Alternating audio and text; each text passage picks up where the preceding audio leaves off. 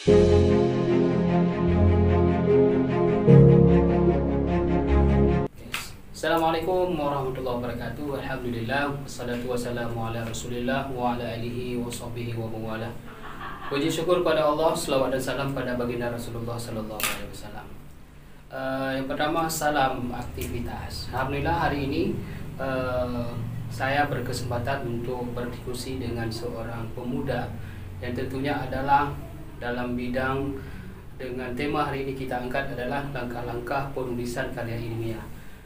Siapakah beliau nanti akan menyampaikan sendiri, siapa beliau, tugasnya di mana, atau peran penting dalam penulisan ini bagaimana. Nah, kita sapa dulu.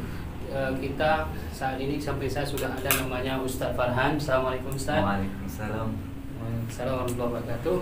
Nah, ini Ustadz, pada hari ini kita akan bicarakan masalah langkah-langkah penulisan karya ilmiah. Nah, ini tentunya adalah ini sangat penting sekali, apalagi pada mahasiswa, bagi anak-anak kita yang ingin pemula penulisan karya ilmiah. Nah, di sini mungkin kita melihat beberapa langkah. Barangkali Ustaz bisa menjelaskan bagaimana yang harus kita lakukan. Yang pertama, mungkin langkah pertama Ustaz yang dilakukan untuk dalam menulis karya ilmiah ini. Silakan Ustaz. Yang pertama sekali kita lakukan dalam penulisan karya ilmiah ini yaitu kita harus melihat kasus apa yang harus kita angkat atau fenomena yang terjadi pada masa sekarang ini yang sesuai dengan zaman, yang mana para pembaca pun tertarik untuk membaca karya ilmiah kita.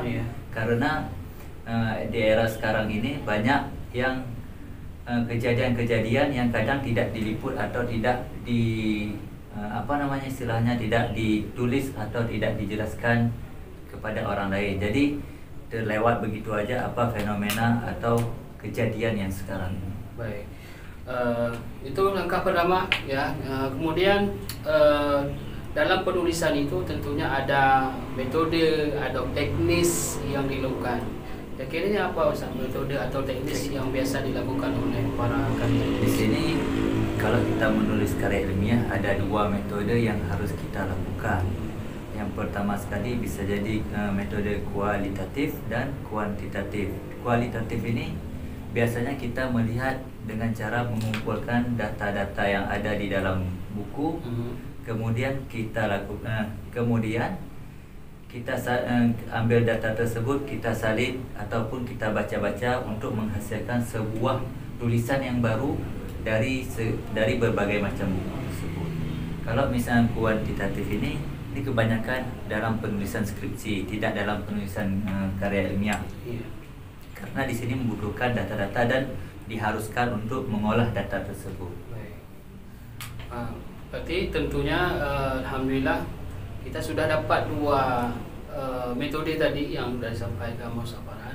Nah, tentunya kalau kita pikir, kita laksanakan, memang ini susah ya. Barangkali untuk pemula sangat susah Ustaz ya. Memilih memilih judul, memilih tentang tema atau sebagainya. Nah, di sini saya mau tanya Ustaz, apakah menulis karya ilmiah itu susah nggak Ustaz? Sebenarnya kita sendiri itu menurut kita sangat pribadi. Kalau menurut saya pribadi, kenapa ada orang yang bilang susah? Karena mereka jarang menulis dan tidak tahu apa manfaat dari menulis ini. Kebanyakan dari kita melihat hanya menulis ini sebagai istilahnya sebagai tidak penting. Tidak penting. Padahal di balik menulis ini, yang pertama sekali karya kita bisa dibaca orang lain. Yang kedua, kita bisa memberi informasi atau ilmu kepada orang lain. Yang selanjutnya yaitu mungkin karya kita nanti bisa dikenang. Baik, ini sungguh luar biasa. Ustadz ini beliau adalah berpengalaman dalam menulis. Yang dipahami dan kami ketahui bahwa Ustadz Farhan ini pernah menjuarai penulisan karya ilmiah di MTQ Kabupaten Aceh Besar, yaitu disebut dengan MMQ, menulis makalah Al-Quran. Ini mau tanya Ustaz, kesan dalam menulis dan memilih judul Ustaz, bagaimana Ustaz? Kesannya dalam menulis itu yang seperti yang saya bilang tadi, itu bisa karya kita ini bisa dikenal luas, bisa dibaca sama orang, itu sebuah kepuasan bagi kita kalau misalnya orang yang baca tulisan kita ini banyak. Kemudian dalam memilih judul, pertama sekali kita harus melihat tema dulu, tema apa yang mau kita angkat. Contohnya saja seperti tema era globalisasi misalkan, apa yang bisa kita angkat sekarang, bagaimana pengaruhnya rumah kaca sekarang terhadap era globalisasi di saat ini. Kemudian bagaimana pengaruhnya sekarang,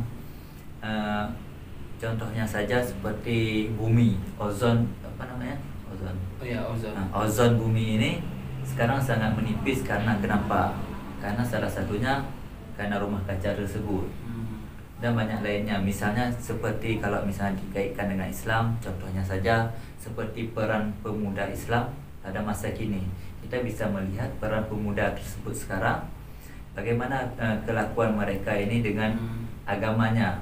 Jadi menurut saya, ketika kita menulis sebuah karya ilmiah, kita harus menentukan tema dulu, kemudian baru kita angkat menjadi sebuah judul. Ya, baik. Yang terakhir nih Ustaz, ya, pesan dan kesan ya bagi penulis pemula. Ya.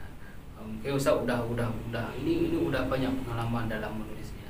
Jadi untuk pesan dan kesan bagi penulis pemula ini supaya mereka bisa berkarya juga, bisa menulis juga. Ini bagaimana pesan? Pesan dan kesan dalam menulis ini, yang pertama sekali, anggap saja menulis ini sebagai hobi. Jadi ketika kita sudah melakukan sebagai hobi, itu akan terus menerus membuat kita tertarik dalam menulis.